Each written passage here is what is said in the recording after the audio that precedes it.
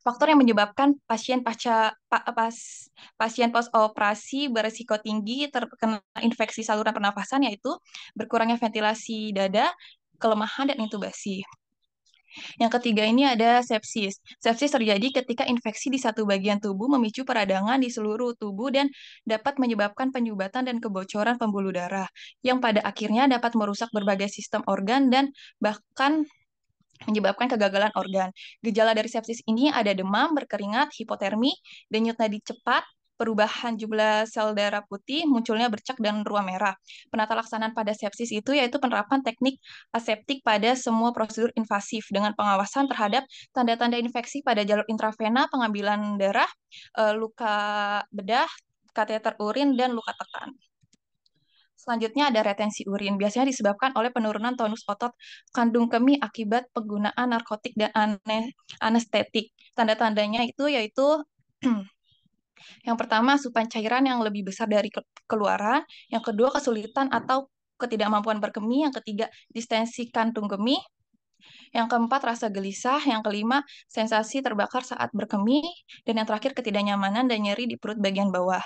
Pencegahannya yaitu pemantauan asupan dan keluaran cairan, intervensi untuk memfasilitasi berkemih, serta kateterisasi urin jika diperlukan. Selanjutnya ada etiologi post-operasi. Yang pertama ini ada komplikasi bedah, yang kedua ada kegagalan organ, yang ketiga ada kegagalan pernafasan, yang keempat ada infeksi, yang kelima ada shock, yang keenam ada gangguan kardiovaskular, yang ketujuh ada gangguan sistem saraf, yang kedelapan ada faktor pasien, dan yang terakhir ada jenis operasi. Selanjutnya ini ada pathway-nya.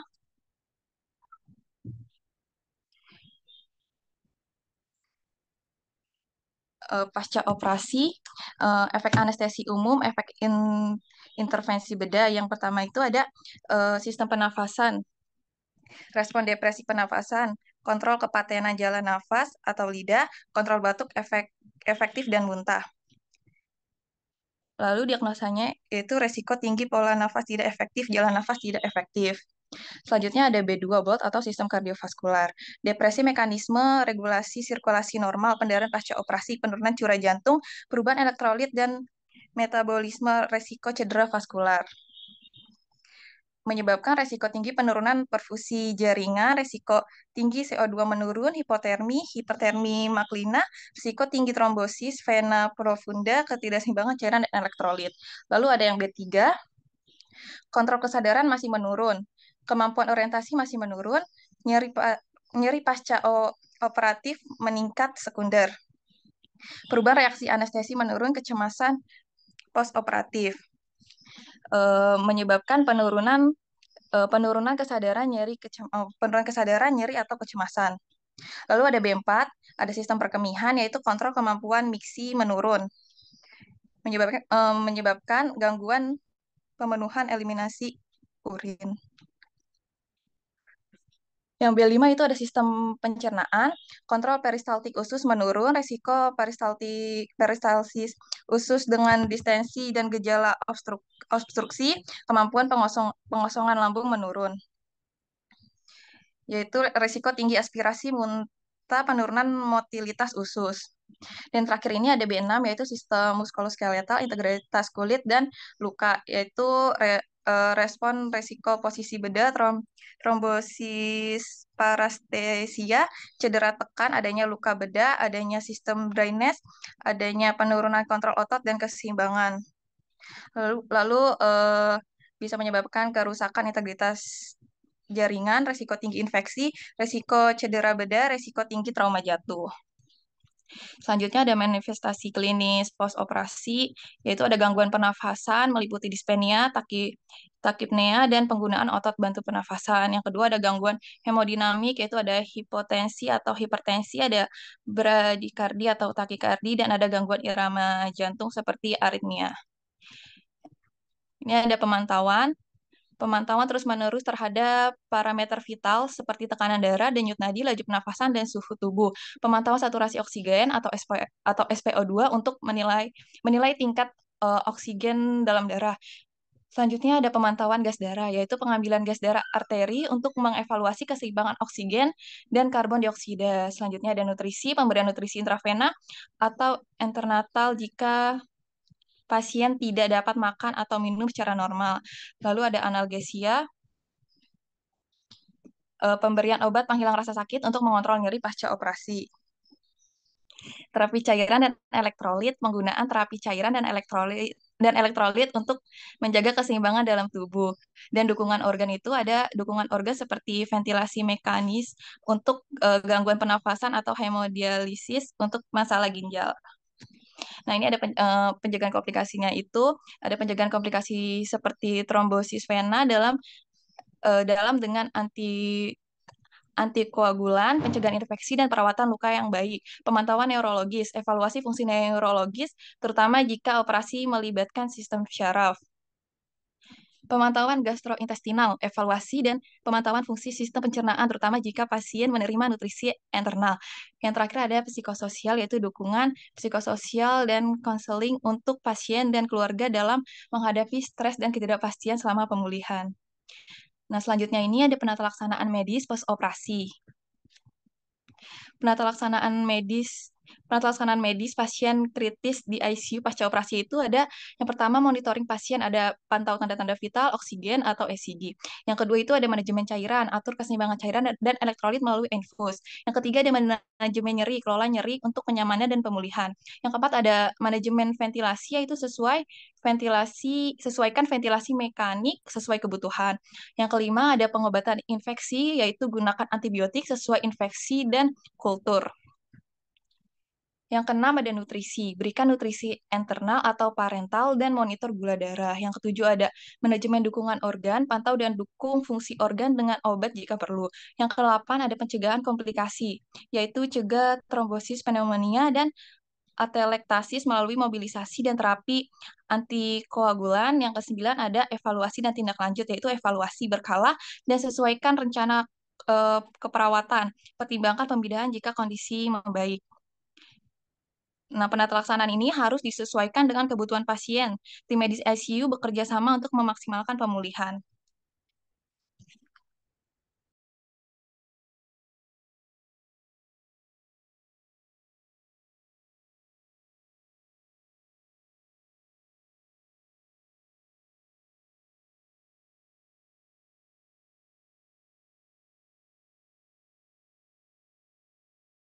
Ya, selanjutnya ada prosedur post operasi. Selanjutnya. Selanjutnya itu prosedur post operasi yang pertama ada pemantauan tanda vital, yaitu memantau tekanan darah, denyut nadi, pernapasan, suhu tubuh, dan kadar oksigen untuk mendeteksi masalah kesehatan. Yang kedua ada pemantauan luka operasi, yaitu merawat luka, mengganti perban, dan memantau tanda-tanda komplikasi.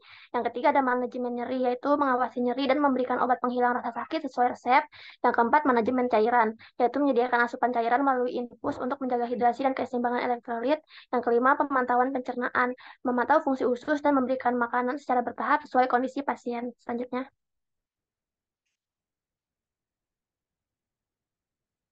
Selanjutnya ada mobilisasi, yaitu membantu pasien mulai bergerak untuk mencegah komplikasi seperti trombosis vena dalam.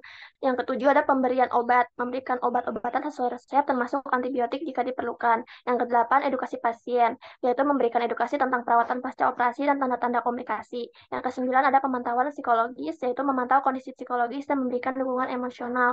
Yang ke-10 ada pelaporan dan dokumentasi, yaitu mendokumentasikan semua tindakan dan respon pasien untuk koordinasi dengan tim medis. Selanjutnya. Selanjutnya ada SOP perawatan post-operasi. Tujuannya itu mengidentifikasi dan memberikan asuhan kepada pasien pasca operasi untuk meningkatkan pemulihan dan mencegah komplikasi. Prosedur yang pertama itu ada identifikasi pasien. Gunakan dua identitas, nama, tanggal lahir, atau nomor rekam medis untuk memastikan identitas pasien. Yang kedua, penjelasan prosedur. Jelaskan tujuan dan langkah-langkah prosedur kepada pasien. Yang ketiga, persiapan alat dan bahan. Siapkan alat seperti sarung tangan, cairan antiseptik, oksimetri nadi, sphygmomanometer, stetoskop, termometer, dan selimut penghangat. Yang keempat itu kebersihan tangan, lakukan kebersihan tangan 6 langkah sesuai protokol untuk mencegah infeksi. Yang kelima, penggunaan sarung tangan. Gunakan sarung tangan bersih sebelum memulai tindakan. Yang keenam, posisi pasien. Atur posisi pasien yang aman dan nyaman sesuai kebutuhan seperti semi fowler, fowler, dan lain-lain. Selanjutnya. Yang ketujuh itu ada monitor tanda-tanda vital dan saturasi oksigen. Monitor setiap 15 menit pada jam pertama, setiap 30 menit pada 2 jam berikutnya, setiap jam selama 4 jam, dan setiap 4 jam setelahnya. Yang kedelapan itu penggunaan selimut penghangat. Gunakan selimut penghangat jika diperlukan. Yang kesembilan ada pemeriksaan kondisi kulit. Periksa warna dan kondisi kulit untuk mendeteksi masalah. Yang kesepuluh pemeriksaan balutan postoperasi. Periksa balutan untuk memantau warna, bau, dan jumlah drainase. Yang ke-11 ada perapihan pasien dan alat. Rapikan pasien dan alat-alat yang digunakan. Yang ke-12 ada pelepasan sarung tangan. Yang ketiga adalah kebersihan tangan. Lakukan kebersihan tangan setelah melepas sarung tangan. Yang ke-14 ada dokumentasi. Dokumentasikan seluruh prosedur dan respon pasien untuk pemantauan dan koordinasi yang efektif. Selanjutnya, yang selanjutnya ada SOP pasien post-operasi di ruang pulih sadar. Uh, Yaitu ruang observasi untuk pasien pasca operasi dengan pembiusan atau narkose. Tujuannya itu mengisolasi dan mengobservasi pasien post-op pembiusan dan mempercepat pemulihan dan kesadaran pasien. Kebijakannya itu yang pertama, perawatan oleh tenaga keperawatan terampil. Keluarga tidak boleh menunggu kecuali dengan izin. Kebersihan ruangan harus selalu terjaga. Selanjutnya, yang pertama itu ada persiapan alat seperti brankar, tempat tidur lengkap, bengkok, dan tisu. Untuk alat medisnya, tensi, stetoskop, termometer, obat-obatan, dan cairan. Pelaksanaannya itu untuk perawat OKA menghubungi RR dan menyiapkan pasien serta dokumen medis. Kedua, mengecek tanda vital dan memindahkan pasien ke RR. Yang selanjutnya itu ada perawat RR melakukan serah terima kondisi pasien, mengecek ulang tanda vital dan lokasi operasi, memberikan obat dan observasi tanda vital serta kesadaran pasien, mengatur makanan sesuai advis dokter, dan menghubungi ruangan jika pasien siap dipindahkan dengan syarat GCS 456 platusnya positif tanpa perdarahan. Selanjutnya, Selanjutnya perawatan di ruang pemulihan atau recovery room. Pengertian pasca anestesi yaitu proses pemulihan dan perawatan pasien pasca operasi dan anestesi dilakukan di ruang pemulihan sadar mulai dari meninggalkan ruang operasi hingga dipindahkan ke area perawatan lain. Tujuannya itu yang pertama menghindari komplikasi, yang kedua mengidentifikasi dan penanganan cepat, yang ketiga menentukan tingkat perawatan, yang keempat meningkatkan keselamatan pasien. Selanjutnya, yang pertama itu ada serah terima informasi, yaitu penata anestesi di kamar operasi memberikan informasi lengkap seperti diagnosis, masalah pra dan intra bedah, jenis anestesi, instruksi pasca anestesi kepada penata anestesi di ruang pemulihan. Yang kedua, pemeriksaan awal, yaitu pasien diperiksa, dipasang monitor, dan tanda vital dievaluasi setelah tiba di ruang pemulihan. Yang ketiga itu ada pemberian oksigen. Oksigen diberikan melalui kanul nasal atau masker hingga pasien sadar sepenuhnya dan tanda vital stabil. Yang keempat, pemantauan berkala. Tanda vital dan skala nyeri dipantau setiap 10 menit hingga pasien stabil dan siap dipindahkan. Yang kelima, kesiapan alat darurat. Troli darurat dan alat manajemen saluran napas selalu siap pakai dan mudah diakses. Yang keenam, penanganan komplikasi. Dokter anestesi menangani komplikasi pasca anestesi dan dokter bedah menangani kegawatan bedah. Selanjutnya, yang ketujuh ada dokumentasi. Semua pemantauan, pemberian obat cairan, tindakan, dan penanganan komplikasi dicatat dalam rekam medis. Yang kedelapan, pemindahan berdasarkan Aldred score. Pasien dipindahkan jika skor Aldred-nya itu lebih dari 8. Jika kurang dari 8 setelah 6 jam dipindahkan ke ICU. Yang 9, pemulangan pasien. Pemulangan pasien dilakukan berdasarkan kriteria sistem penilaian pasca anestesi. Yang ke-10, instruksi pasca operasi. Instruksi pasca operasi dan anestesi dicatat lengkap dan ditandatangani oleh dokter anestesi sebelum pemindahan atau pemulangan. Yang ke-11 ada serah terima pasien. Serah terima dilakukan oleh staf medis menggunakan daftar periksa serah terima yang terlampir. Selanjutnya, selanjutnya di sini ada format penilaian skor Aldred. Selanjutnya, selanjutnya saya kembalikan kepada moderator.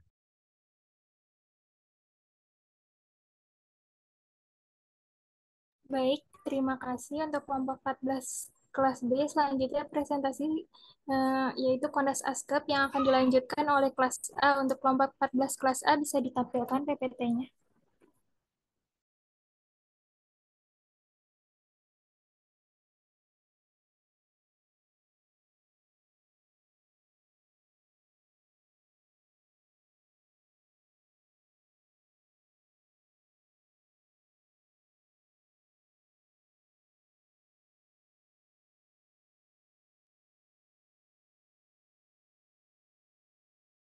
Untuk slide nama-namanya bisa dilihat.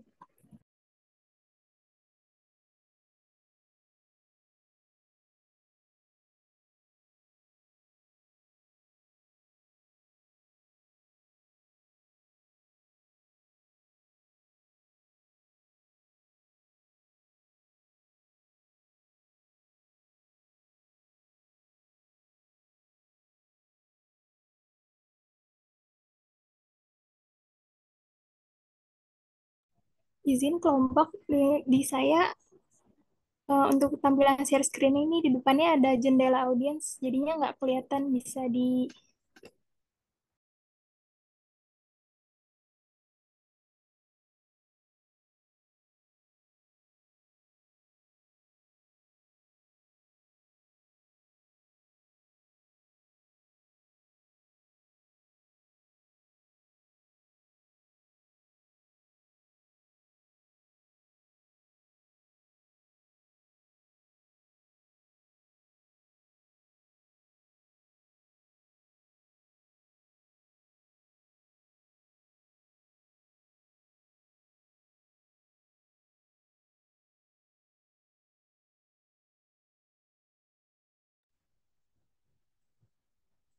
Baik, untuk namanya ada Winda Anggraini, Yasmin Fahira, dan Yeni Chandra Tiaswati.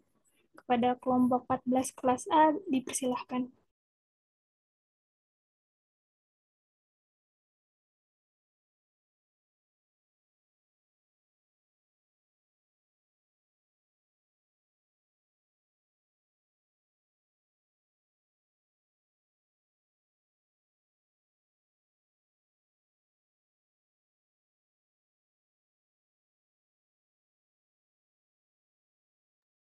Baik, moderator izin melanjutkan. Di sini kelas A akan melanjutkan mengenai konsep dasar asuhan keperawatan pos operasi. Boleh selanjutnya. Yaitu ada pengkajian, yaitu pengkajian keperawatan di mana ada 3 fase. Yang pertama, fase pertama itu berlangsung di PAJU atau ICU dengan pemantauan ketat terhadap jalan napas klien, tanda-tanda vital, dan indikator pemulihan yang menjadi prioritas. Nah, pengamatan yang cermat sangat penting saat klien keluar dari anestesi untuk memastikan transisi dan stabilisasi yang aman. Yang kedua, saat klien memasuki fase 2, fokus beralih ke persiapan pasien untuk dipindahkan ke unit medis bedah atau lingkungan perawatan lanjutan. Nah, selama fase ini, perawat menilai tingkat kesadaran klien, menetapkan saturasi oksigen dasar, dan memastikan tanda-tanda vital tetap stabil. Pada fase terakhir atau ketiga, klien bertransisi ke lingkungan perawatan lanjut, baik di dalam unit medis, fasilitas perawatan terampil, atau rumah klien. Boleh di next. Di sini data pengkajian pasien post-operasi menurut American Society of Post Anesthesia Nurse atau ASPEN dalam Bardero ada tahun 2005, yaitu ada jalan napas, pernapasan, sirkulasi, kardiovaskuler atau kecepatan dan irama EKG, tekanan darah, suhu, keadaan kulit pernafasan, yaitu ada kecepatan, irama, bunyi nafas, atau auskultasi paru, lalu ada oksimetri nadi, jalan nafas, dan sistem pemberian oksigen. Lalu ada neurologis, di mana ini ada respon terhadap stimulus, bisa mengikuti perintah dan gerakan ekstremitas.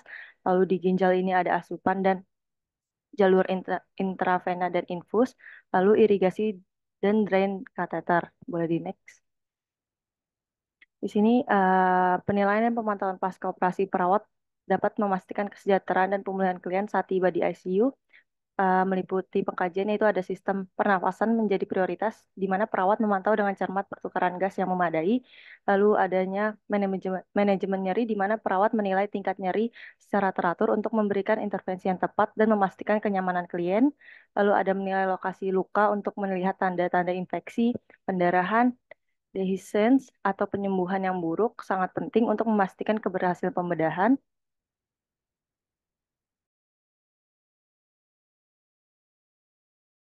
Lalu selanjutnya ada penilaian neurologis, di mana perawat mengamati tanda-tanda kegagasan dan respon klien terhadap rangsangan verbal untuk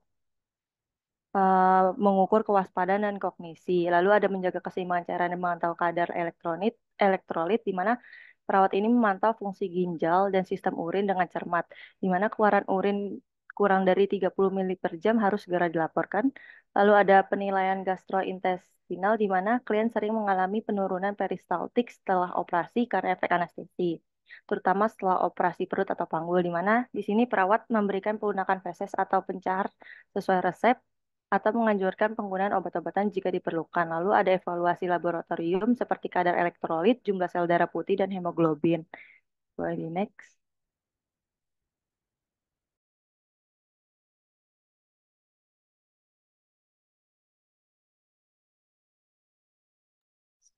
Di sini ada pengkajian pada pasien postoperasi juga meliputi adanya identitas klien, lalu keluhan utama, serta dari riwayat kesehatan meliputi riwayat kesehatan sekarang, riwayat kesehatan dahulu, riwayat kesehatan keluarga, maupun riwayat psikososial dan spiritual.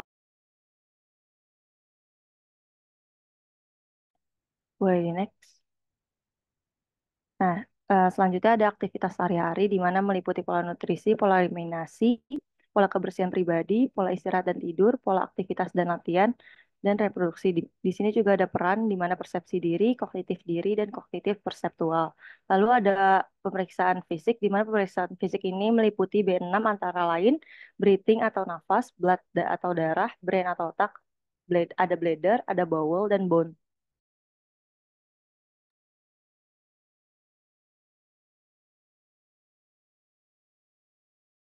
Baik, selanjutnya ada diagnosa keperawatan. Jadi diagnosa keperawatan itu untuk klien postoperasi saat di unit khusus disesuaikan berdasarkan dengan data pengkajian dan kebutuhan spesifik dari klien. Diagnosis keperawatan ini memandu pengembangan rencana perawatan dan intervensi individual. Diagnosa keperawatan umum yang biasanya muncul pada perawatan postoperasi yaitu yang pertama gangguan pertukaran gas, lalu yang kedua nyeri akut, yang ketiga nausea atau mual, yang keempat gangguan integritas kulit, yang kelima itu risiko ketidakseimbangan cairan, yang keenam risiko perfusi perifer tidak efektif, yang ketujuh risiko infeksi, yang kedelapan konstipasi, yang kesembilan kesiapan peningkatan pengetahuan. Boleh di next. Ya, selanjutnya ada intervensi keperawatan. Di sini untuk diagnosanya ada gangguan pertukaran gas. Di tujuan dan kriteria hasilnya pertukaran gas meningkat, kriteria hasil medisnya menurun, tinggi nafas tambah menurun, takikardia menurun, PCO2 membaik, PO2 membaik, pH arteri membaik. Untuk intervensinya sendiri, pemantauan respirasi, untuk observasi terapi dan edukasinya bisa dilihat ya teman-teman. Next. Soalnya ada nyeri akut, tujuan dan kriteria hasilnya tingkat nyeri menurun, dengan kriteria hasil keluhan nyeri menurun, ringan menurun, sikap protektif menurun, bisa menurun, kesulitan tidur menurun, frekuensi tadi membaik. Untuk intervensinya, manajemen nyeri, untuk observasi, terapeutik edukasi, dan kolaborasinya bisa dilihat. Next. Sehingga ada nausea atau mual, tingkat nausea menurun dengan kriteria hasil, perasaan ingin muntah menurun. Untuk intervensinya, manajemen mual, untuk observasi, terapi, dan edukasinya, kolaborasinya bisa dilihat ya. Next.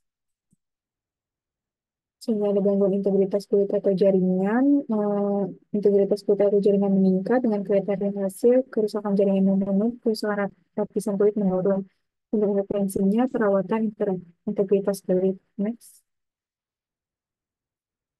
Kemudian ada risiko ketidakseimbangan cairan, tujuan dan kriteria hasilnya, keseimbangan cairan meningkat, dengan kriteria hasil asupan cairan meningkat, membran mukosa lembab meningkat, turgor kulit membaik, output urin meningkat. Untuk intervensinya, manajemen cairan. Selanjutnya ada risiko perfusi perifer tidak efektif, tujuan dan kriteria hasilnya perfusi perifer meningkat, dengan kriteria hasil kekuatan yang di perifer meningkat, warna kulit pucat menurun, pengisian kapiler membaik, akral membaik, turgor kulit membaik. Untuk intervensinya pencegahan shock. Selanjutnya ada risiko infeksi, tingkat infeksi menurun dengan kriteria hasil, demam menurun, kemerahan menurun, nyeri menurun, bengkak menurun, kadar sel darah putih membaik. Untuk intervensinya pencegahan infeksi. Next. Selanjutnya ada konstipasi, tujuannya kriteria hasilnya eliminasi PK yang baik, dengan kriteria hasil frekuensi dada membaik, keluhan defekasi lama dan sulit menurun.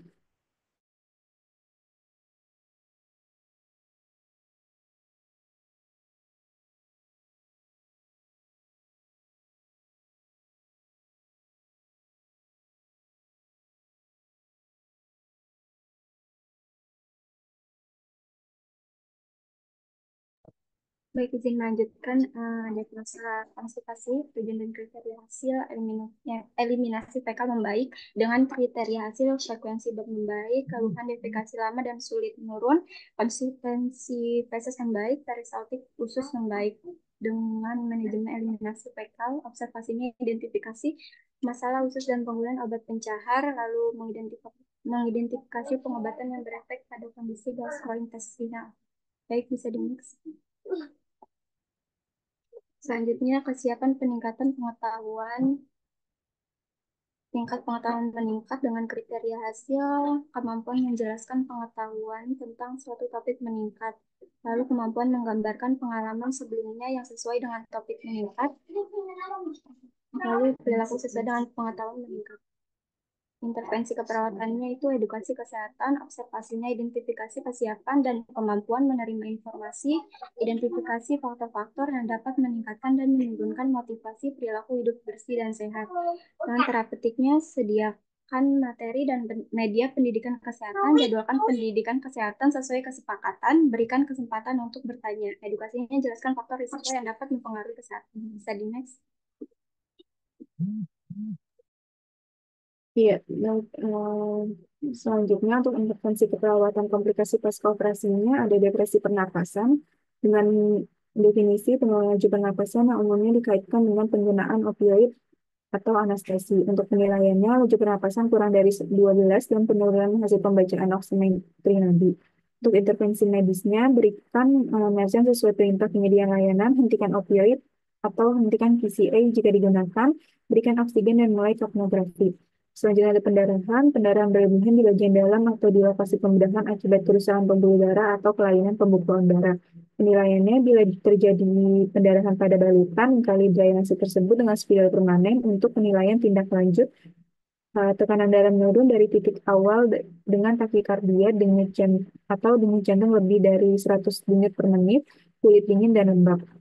Untuk intervensinya, ganti volume darah sesuai resep melalui transfusi produk darah atau pemberian cairan intravena. Bila terjadi pendarahan hebat di lokasi operasi, perkuat balutan dan beritahu dokter bedah berapa banyak balutan yang telah dibasahi. Selanjutnya ada Elius paralitik, yaitu kelumpuhan sementara pada usus yang menyebabkan tidak adanya bunyi usus dan ketidakmampuan mengeluarkan perut kembung atau tinja. Untuk penilaiannya tidak ada suara usus, tidak ada kentut atau tinja, perut kembung dan nyeri, mual dan muntah. Untuk intervensinya, mulailah pemasangan selang nasogastrik dengan penyedotan sesuai petunjuk untuk mengdekompresi lambung dan usus. Pertahankan NPO, berikan cairan intravena untuk menjaga hidrasi sesuai indikasi. Kemudian ada atelektasis dan pneumonia, yaitu kolaps alveoli yang dapat mengakibatkan pneumonia atau infeksi pada paru-paru. Untuk penilaiannya, dyspnea atau sesak napas, hasil pembacaan oximetri nadi menurun, suara paru-paru berkurang atau adanya bunyi krepitasi, sianosis, batuk, takikardia, suhu meningkat lebih dari 38 derajat Celcius, nyeri pada sisi yang terkena. Untuk intervensinya, lakukan penyedotan sesuai indikasi untuk membersihkan saluran udara dari sekresi, berikan oksigen sesuai indikasi, dorong perubahan posisi yang sering untuk meningkatkan drainase postural, dan membantu ekspansi paru-paru. Berikan antibiotik sesuai resep jika pneumonia diduga atau dipastikan. Kemudian dorong ambulasi dini untuk meningkatkan pengembangan paru-paru dan pergerakan sekresi. Ajarkan spirometri insentif atau batuk dan napas dalam. Next. Kemudian ada infeksi pada lokasi bedah, yaitu kontaminasi bakteri atau mikroba lainnya di lokasi sayatan bedah yang menyebabkan penyembuhan tertunda. Untuk penilaiannya, kemerahan, hangat, nyeri pada lokasi operasi, peningkatan drainase, peningkatan jumlah sel darah putih, suhu tinggi, kultura luka positif. Untuk intervensinya, berikan antibiotik sesuai resep berdasarkan hasil kultur luka. Dorong istirahat dan pilihlah makanan bergizi untuk mendukung respon imun tubuh dan penyembuhan luka. Kemudian ada dehiscence atau evisceration, yaitu pemisahan tepi luka bedah yang memperlihatkan jaringan di bawahnya. Kemudian penunjalan organ dalam melalui lokasi sayatan bedah yang telah mengalami dehiscence. Untuk penilaiannya, pemisahan tepi luka, untuk intervensinya segera beritahu dokter bedah atau dokter untuk evaluasi dan intervensi lebih lanjut bila diperlukan. Tutupi luka tubuh dengan pembalut steril non pekat atau pembalut salin untuk melindungi jaringan di bawahnya sampai luka dapat diperiksa oleh dokter bedah. Kemudian ada psikosis, yaitu gangguan pemikiran dan persepsi yang dapat dipicu oleh anestesi dan manajemen nyeri opioid. Untuk penilaiannya, disorientasi dan pikiran tidak teratur, intervensinya gunakan komunikasi terapeutik untuk memvalidasi perasaan klien, ubah orientasi klien seperti yang diindikasikan, berikan obat sesuai resep untuk mengelola psikosis dan stabilkan suasana hati dan persepsi. Untuk gangguan kardiovaskulernya, yaitu masalah yang memenuhi sistem kardiovaskuler seperti hipertensi dan shock. Untuk penilaiannya, tekanan darah menurun, peningkatan denyut nadi, kulit dingin, dan lembab. Untuk intervensinya, mengidentifikasi dan mengobati penyebab yang mendasari gangguan kardiovaskular, berikan terapi oksigen untuk meningkatkan oksigenasi jaringan, berikan cairan intravena untuk mempertahankan volume darah dan meningkatkan tekanan darah, pantau status kardiovaskular klien dengan cermat dan melakukan intervensi segera untuk mencegah memburuknya gejala atau komplikasi. Next. Kemudian ada retensi urin. Untuk penilaiannya tidak dapat buang air kecil setelah operasi distensi kandung kemih. Untuk intervensinya bisa dilihat. Untuk infeksi saluran kemih, infeksi bakteri pada saluran kemih sering disebabkan oleh penggunaan kateter urin atau retensi urin. Sebenarnya air seni berbau busuk atau keruh, analisis urin menunjukkan adanya darah atau sel darah putih atau bakteri dalam urin. Peningkatan jumlah sel darah putih. Untuk intervensinya bisa dilihat ya teman-teman. Untuk trombosis vena eh, dalam yaitu pembentukan pembekuan darah atau trombus di vena dalam biasanya di kaki. Untuk penilaiannya itu kemerahan unilateral, hangat, edema, dan kemungkinan nyeri betis. Untuk emboli, yaitu penyumbatan pada pembuluh darah yang disebabkan oleh gumpalan darah atau material asing yang terlepas yang sering kali berpindah ke paru-paru. Untuk penilaiannya dyspnea, nyeri, hemoptisis atau batuk darah, dan kegelisahan.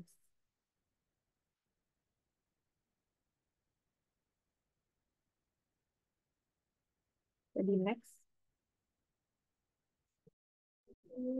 Nah, selanjutnya ada implementasi keperawatan. Jadi implementasi ini adalah realisasi rencana tindakan untuk mencapai tujuan yang telah ditetapkan. Kegiatan dalam pelaksanaan juga meliputi pengumpulan data berkelanjutan, mengobservasi respon klien selama dan sesudah pelaksanaan tindakan, serta menilai data yang baru. Di sini ada tahap-tahap dalam pelaksanaan. Yang pertama itu ada tahap persiapan, lalu yang kedua review rencana tindakan keperawatan, yang ketiga analisis pengetahuan dan keterampilan yang diperlukan, lalu yang keempat, antisipasi komplikasi yang akan timbul. Selanjutnya mempersiapkan peralatan yang diperlukan seperti waktu, tenaga, dan alat. Lalu yang keenam, mengidentifikasi aspek hukum dan etik. Yang ketujuh, memerhatikan hak-hak pasien. Bisa di next.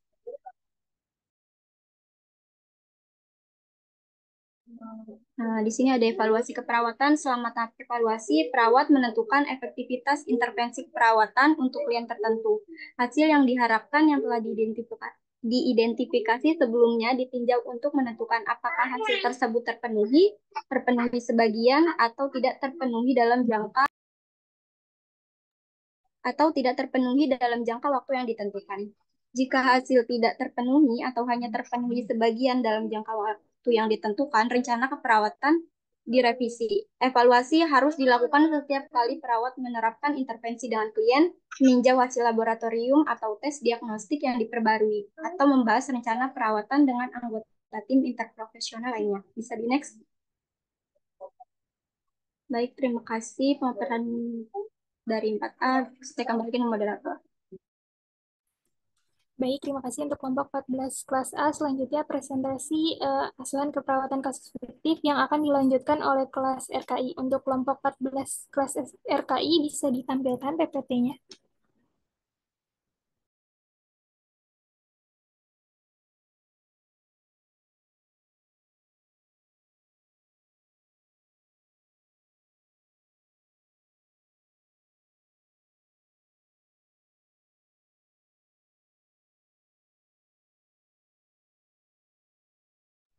Ya, untuk nama-namanya.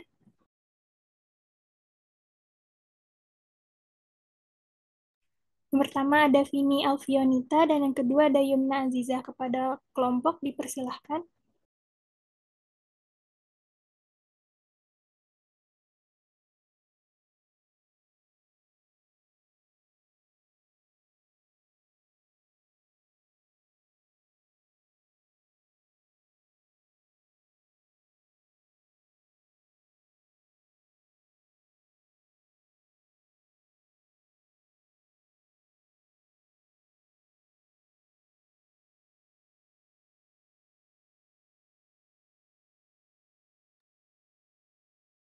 Ya, eh, izin masuk moderator, apakah suara saya terdengar? Terdengar. Ya, izin melanjutkan. Kelas 4 RKI akan memaparkan mengenai asuhan keperawatan kasus komplikasi post operatif.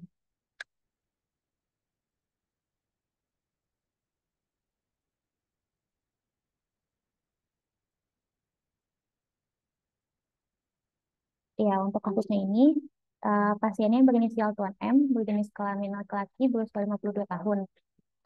Menganut agama Islam, suku Tolaki, alamat rumah di Kambuh. Pasien masuk rumah sakit pada tanggal 18 Juni 2024 pukul 16 WITA dengan keluhan nyeri pada bagian perut kanan bawah di tempat yang telah dioperasi dan nyeri meluas dirasakan seluruh perut.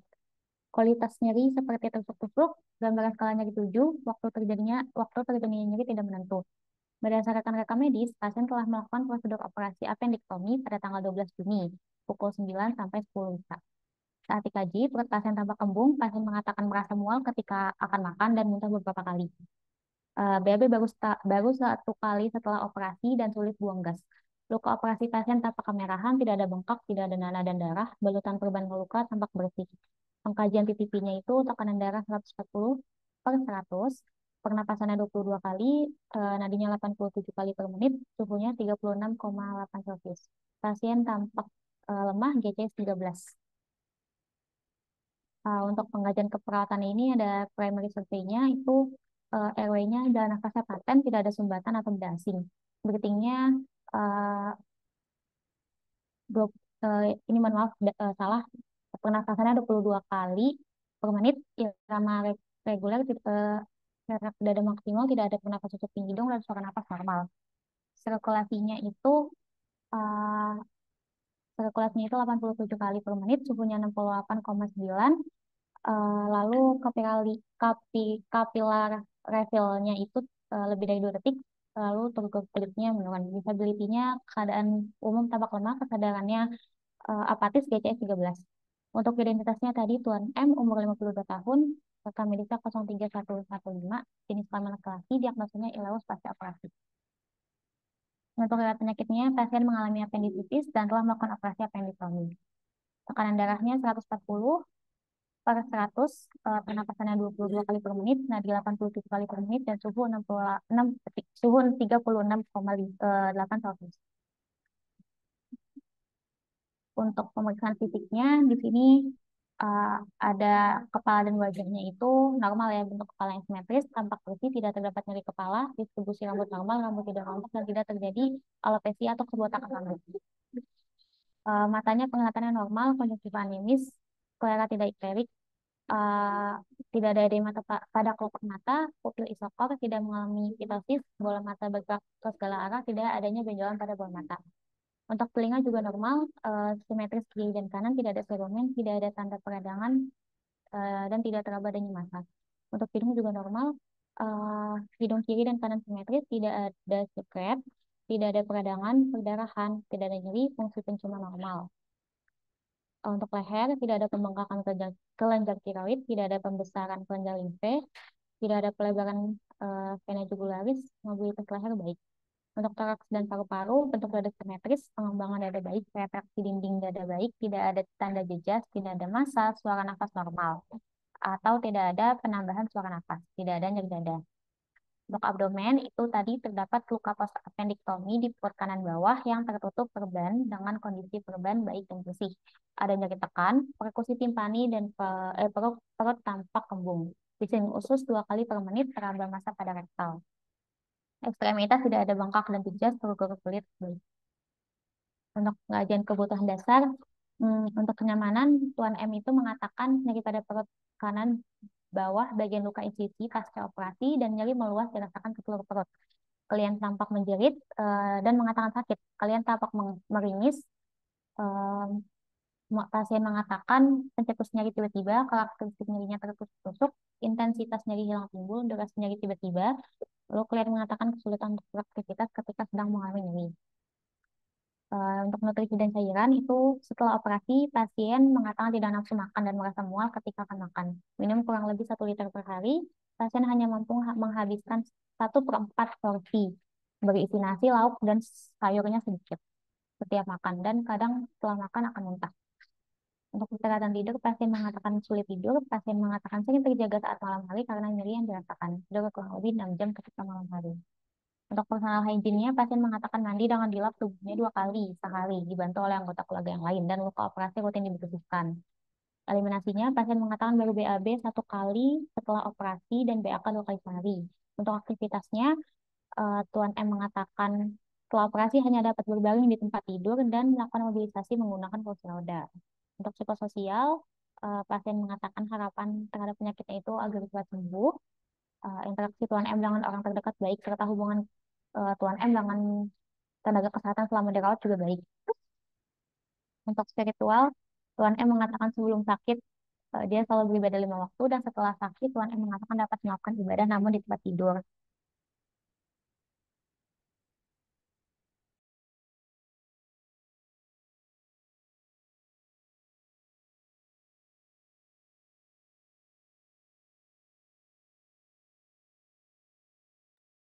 Izin sebelumnya, Mot, ini Bu Ratna keluar dari Zoom. Eh, Ngechat bilang nggak dapat sinyal, terus kita lanjutin sore bisa.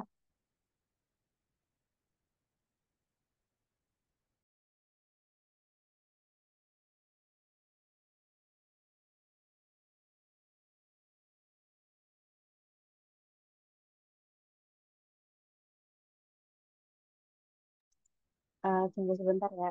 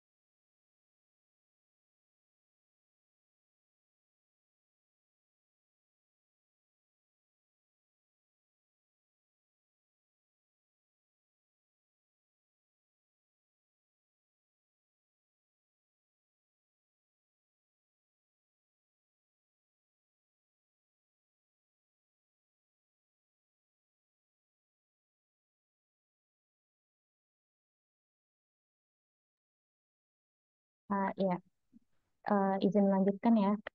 Eh, Tadi sampai spiritual ya, tadi spiritual. Tuan M mengatakan sebelum sakit, dia selalu beribadah 5 waktu, dan setelah sakit, Tuan M mengatakan dapat melakukan ibadah, tapi di tempat tidur.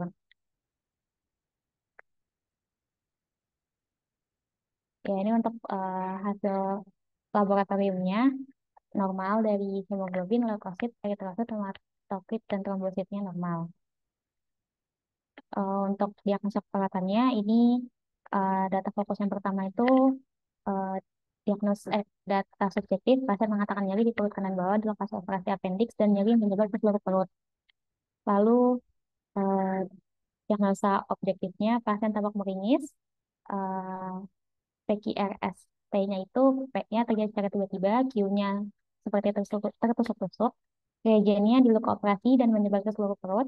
Skala 7, time-nya hilang timbul. Untuk masalahnya nyeri akut, ini etiologinya. Lalu untuk diagnosa yang kedua itu ada konstipasi. Di data subjektifnya, pasien mengatakan BAB baru sekali setelah operasi, mengatakan sulit buang gas. Lalu pasien mengatakan hanya makan 1/4 porsi dengan nasi dan lauk sayur hanya sedikit. Lalu pasien mengatakan tidak nafsu makan dan merasa mual setiap akan makan. Diagnosa data objektifnya, perut tampak kembung, berisi usus 2 kali per menit, perkusi abdomen, timpani, ada nyeri tekan dan teraba massa pada rektal. Ini untuk etiologinya. Untuk diagnosa yang ketiga itu resiko disfungsi motilitas gastrointestinal dengan data objektif bising usus 2 kali per menit. Ini untuk intervensinya. Untuk diagnosa pertama itu luarannya uh, setelah dilakukan tindakan keperawatan selama 3 kali 24 jam, maka diharapkan tingkat nyeri menurun dengan kriteria hasil, keluhan nyeri menurun, meringis menurun, muntah dan mual menurun, nafsu makan baik. Untuk intervensinya manajemen nyeri, boleh dilihat saja. Lalu untuk yang diagnosa kedua itu konstipasi. Hmm, Konstipasi berhubungan dengan penurunan motilitas gastrointestinal dan ketidakcukupan serat, ditandai dengan defekasi kurang dari 2 kali dalam seminggu.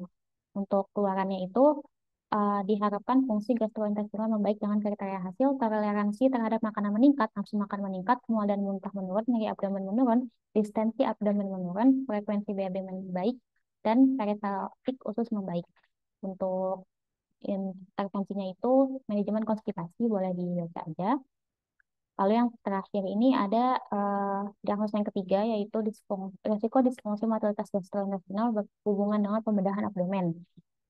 Ini uh, keluarannya itu diharapkan eliminasi fekal membaik dengan kriteria hasil, keluhan defekasi lama dan sulit menurun, distensi abdomen menurun, rasa massa pada rektal menurun, nyeri abdomen menurun, frekuensi abdomen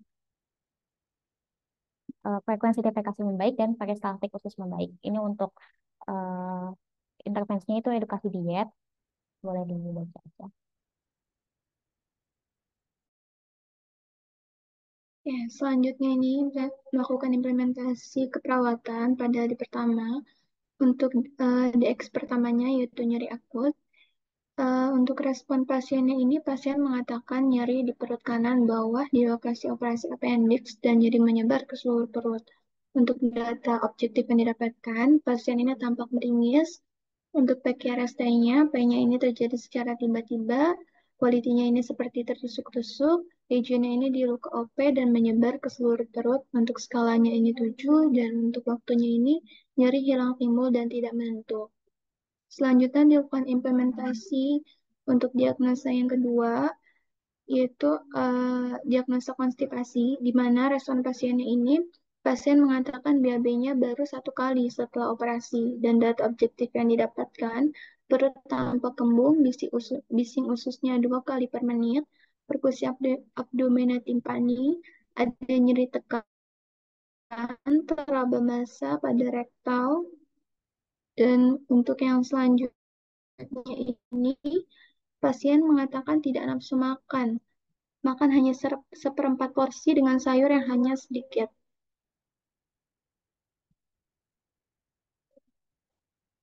Oke, untuk respon objektifnya ini tidak tampak ruptur usus dan juga peritonitis. Next.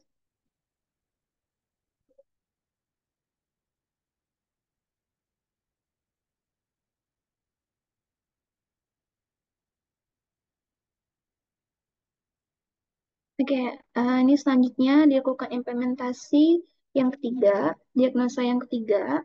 Dengan respon pasien ini, pasien mengatakan, pasien dan keluarga ini mengatakan mengetahui tentang asupan makanan yang baik untuk pasien post-op appendix, lalu pasien mengatakan mual ketika akan makan sehingga hanya sedikit asupan sayur yang masuk ke tubuh.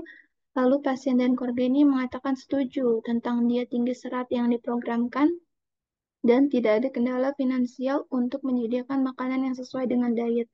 Lalu pasien dan keluarga ini mengatakan akan mengikuti jadwal dari perawat untuk terkait diskusi tentang diet. Lalu respon objektif yang didapatkan, pasien dan keluarga ini tampak kooperatif dalam proses identifikasi. Untuk selanjutnya dilakukan implementasi kembali untuk yang diagnosa yang pertama. Dengan respon subjektif dari pasien ini, pasien mengatakan nyeri sedikit tidak terasa saat melakukan relaksasi napas dalam, dan data objektif yang didapatkan, pasien tampak paham saat dijelaskan mengenai penyebab nyeri timbul, lalu pasien ini tampak melakukan teknik napas dalam setiap kali nyeri timbul. Next.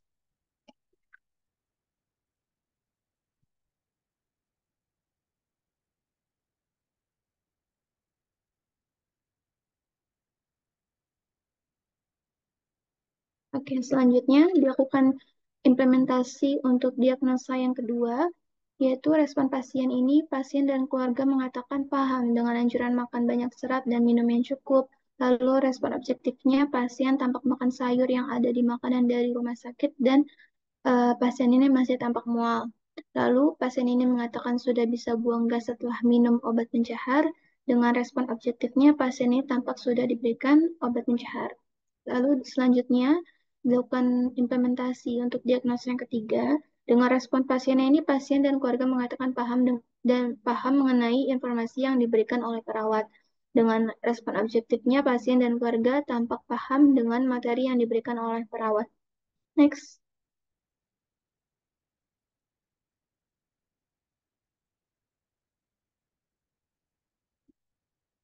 Implementasi untuk hari kedua ini, yang pertama ini, untuk diagnosa yang pertama, pasien mengatakan nyerinya masih terasa. Dengan respon objektifnya, pasien tampak meringis.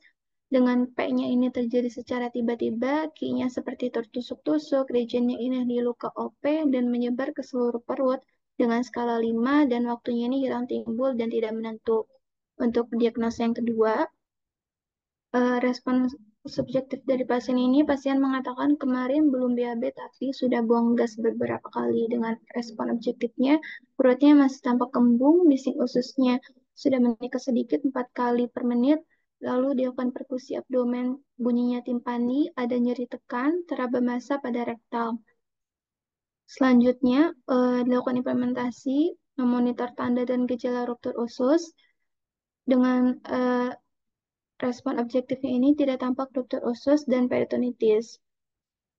Lalu dilanjutkan untuk implementasi diagnosa yang pertama, dengan pasien mengatakan nyeri sedikit tidak terasa saat melakukan relaksasi nafas dalam, dan nyeri ini berkurang karena sudah diberikan obat anti nyeri. Dengan respon objektifnya, pasien tampak melakukan teknik nafas dalam setiap kali nyeri timbul, dan pasien ini tampak sudah diberikan injeksi ketorolak dan ranitidine. Next.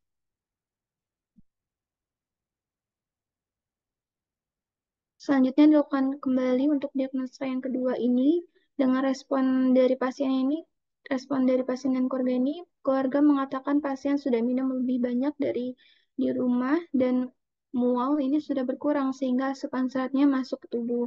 Dengan respon objektifnya, pasien tampak makan sayur yang ada di makanan dari rumah sakit dan pasien ini masih mual. Lalu dilakukan kolaborasi penggunaan obat pencahar dengan respon subjektif dari pasiennya. Pasien mengatakan sudah bisa buang gas setelah minum obat pencahar. Dengan respon objektifnya ini, pasien sudah diberikan obat pencahar.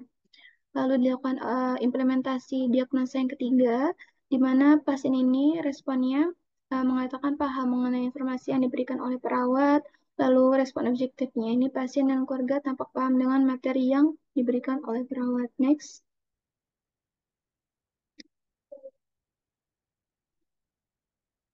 Oke, ini untuk implementasi hari ketiga, di mana untuk diagnosa yang pertama ini pasien mengatakan nyeri, kadang masih terasa, namun sudah lebih baik dari kemarin.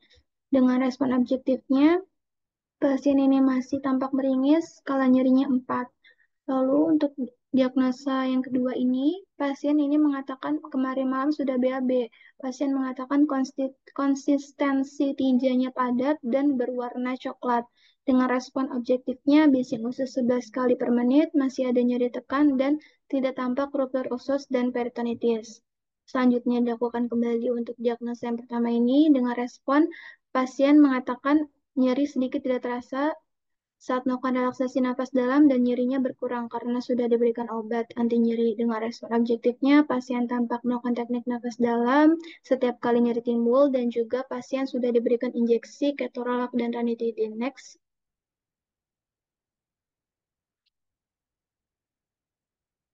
Oke, selanjutnya ini untuk diagnosa yang kedua, keluarga mengatakan pasien sudah minum lebih banyak dari di rumah dan mualnya ini sudah berkurang sehingga asupan serat masuk ke tubuh. Dengan objektifnya ini, pasien tampak makan sayur yang ada di makanan dari rumah sakit dan mualnya masih terasa. Lalu diberikan obat pencahar. Pasien ini mengatakan merasa mual setelah minum obat pencahar dan respon objektifnya ini pasien tampak sudah diberikan obat pencahar. Lalu dilakukan implementasi yang diagnosa yang ketiga dengan respon pasiennya ini pasien dan keluarga mengatakan paham. Lalu objektifnya ini pasien dan keluarganya tampak paham dengan materi yang diberikan oleh perawat. Next. Untuk evaluasi di hari pertama ini, untuk diagnosa yang pertama ini, subjeknya ini pasien mengatakan nyeri di perut kanan bawah di lokasi operasi appendix dan nyeri menyebar ke seluruh perut. Lalu pasien mengatakan nyeri hilang ketika melakukan relaksasi nafas dalam. Untuk objektifnya ini, pasien sudah diberikan analgetik dan antimetik. Lalu pasien masih tampak beringis dengan P-nya ini terjadi secara tiba-tiba. Q-nya seperti tertusuk-tusuk. Untuk reagentnya ini di luka OP dan menyebar ke seluruh perut, skalanya 7 dan hilang timbul tidak menentu. Untuk asesmennya masalah nyeri akutnya belum teratasi dan intervensinya masih dilanjutkan untuk melakukan relaksasi nafas dalam dan kolaborasi pemberian analgetik. Untuk diagnosa yang kedua, pasien mengatakan sudah bisa buang gas setelah minum obat pencahar. Pasien untuk objektifnya pasien sudah diberi obat dan bising ususnya ini 2 kali per menit. Dengan asesmen masalah konstipasinya belum teratasi dan intervensinya dilanjutkan untuk melakukan anjuran diet tinggi serat dan peningkatan asupan cairan, lalu berkolaborasi penggunaan obat pencahar. Untuk diagnosa yang ketiga ini, pasien dan keluarga mengatakan mengetahui tentang asupan makanan yang baik untuk pasien post-OP appendix dan mengatakan setuju tentang diet tinggi serat yang diprogramkan. Untuk objektifnya, pasien dan keluarga tampak kooperatif. Lalu untuk asesmennya masalah risiko disfungsi motilitas ini belum teratasi. Lalu intervensinya ini masih dilanjutkan. Next. Untuk hari kedua, pasien ini mengatakan nyerinya ini sedikit tidak terasa saat melakukan relaksasi nafas dalam dan nyerinya berkurang karena sudah diberi obat anti nyeri. Lalu objektifnya ini pasien tampak melakukan teknik nafas dalam setiap kali nyeri timbul. Pasien tampak sudah diberikan injeksi ketorolak dan ranitidin dengan skala nyerinya ini 5. Lalu intervensi ini masih dilanjutkan. Untuk diagnosa yang kedua ini, pasien mengatakan kemarin belum diabetes tapi sudah buang gas beberapa kali setelah minum obat pencahar. Dengan objektif, perutnya masih tampak kembung, bising ususnya 4 kali per menit, perkusi abdomina timpani, ada nyeri tekan, masih teraba massa pada rektal. Untuk ini, masalahnya belum teratasi, intervensinya masih dilanjutkan dengan mengajukan peningkatan asupan cairan, berkolaborasi penggunaan obat pencahar.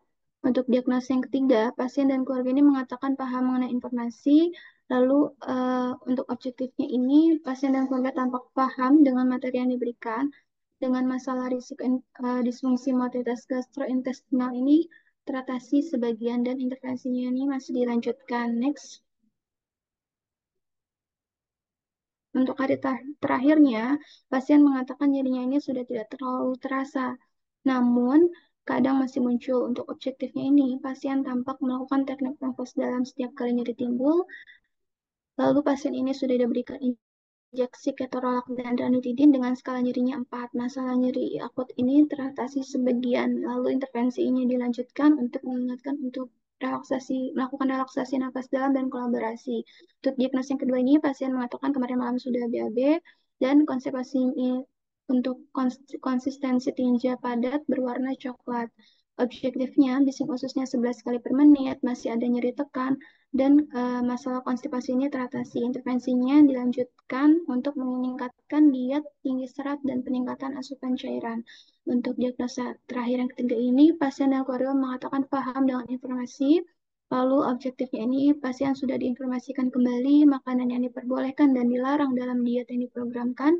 Pasien sudah diingatkan kembali untuk mempertahankan posisi semipolar untuk 20-30 menit setelah makan dan juga pasien diingatkan untuk mengikuti rekomendasi makan sesuai program diet. Untuk masalah ini sudah teratasi dan intervensi ini dihentikan. Next.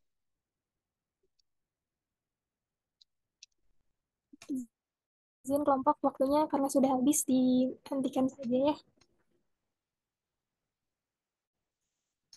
Ya, karena sesi pemaparan materinya sudah selesai dan karena Bu Ratnanya ini maaf, bisa lanjutinnya nanti. Jadi sesi tanya jawab dan feedback sama screenshotnya dilanjutkan nanti ya teman-teman. Dari CPN-nya udah ngajuin jam 7 malam, jadi siap-siap aja ya.